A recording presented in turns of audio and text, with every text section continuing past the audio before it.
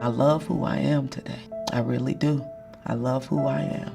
Getting back into finding my passions and my purposes.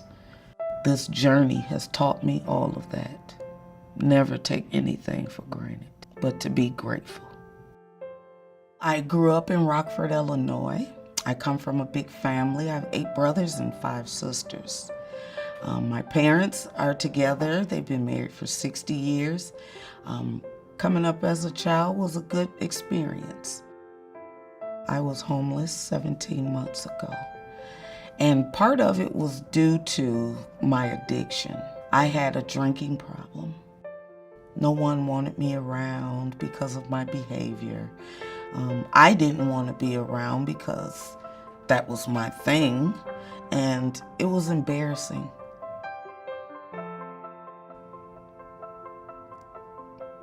It was scary. It was scary.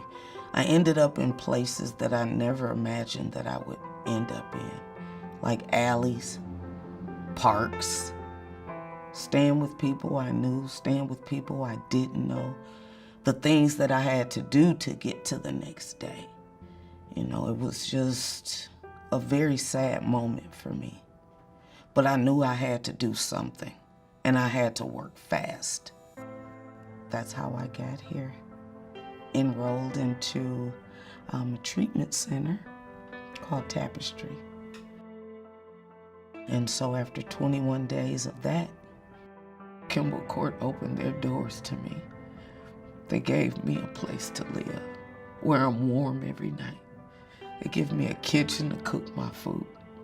I have caseworkers here in the building that if there's any question that you have or anything that you need to do to the best of their ability, they're here to aid you.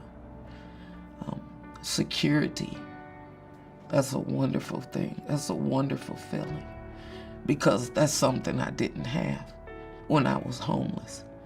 I was just out there amongst the wolves. I feel free now.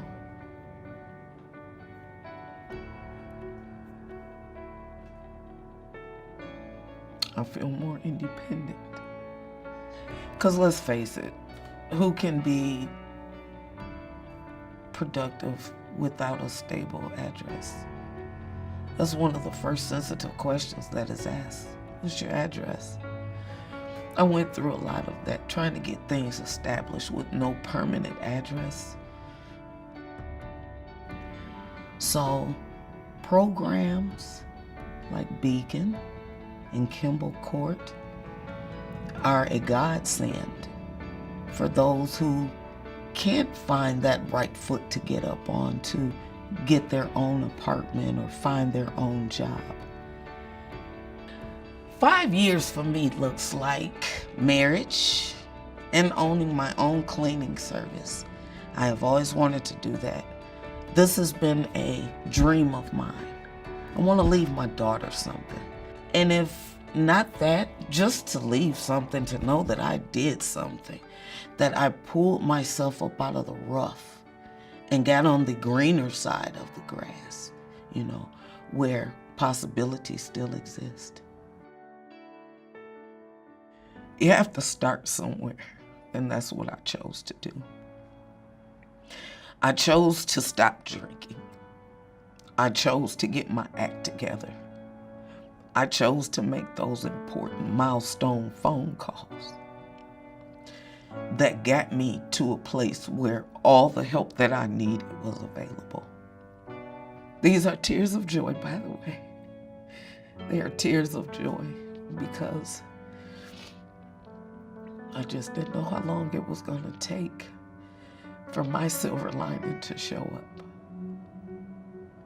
But it showed up. And boy, is the lining thick.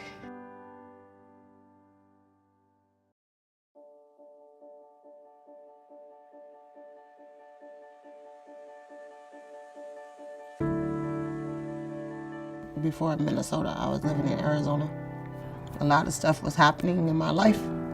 I was losing family members back to back. Going through the divorce.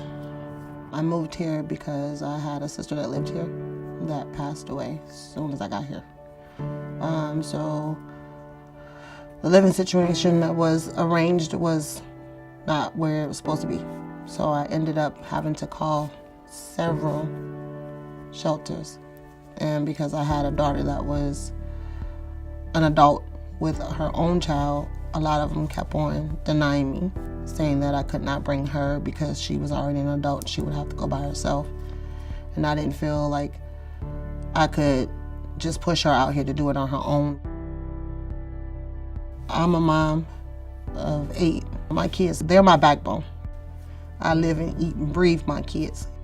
Family Moving Forward was the only place that accepted me and my kids. And that was my main thing, is I'm not gonna let us get separated.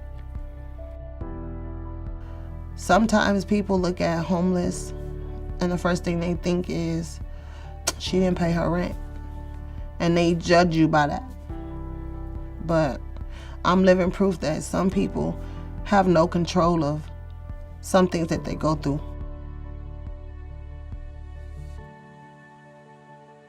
I was married, and I was in an abusive marriage for 8+ years.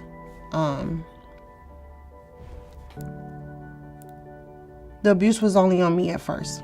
Physical abuse, mental abuse, sexual abuse, all of it, you name it. Isolation, I was not allowed to be around my family, talk to my family. It was bad. And it started to become a problem where it started leaking off into my kids. And the one thing is, me being their mother, I'm supposed to protect them. So I chose, I didn't have to. I could have stayed in the situation, dealt with it, prayed that it would get better, or get out.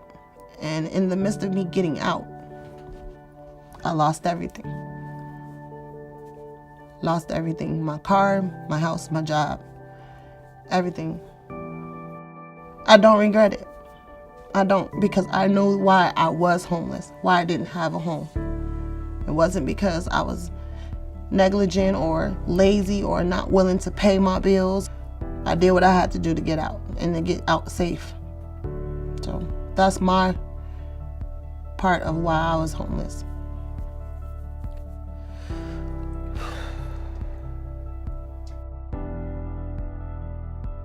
Families Moving Forward, they took a lot of the worry away. A lot of it, little by little, my burdens got lifted because there was a weight on me when I first came. I moved on the north side of Minneapolis. This coming December, I'll be there a whole year. And I am a full-time certified nurse's assistant. I'm back where I needed to be. Sometimes you lose sight of what you're supposed to do because you let a circumstance or a situation take you out of your element. But I was fighting, and I was fighting for my kids and myself, and now the end of the journey.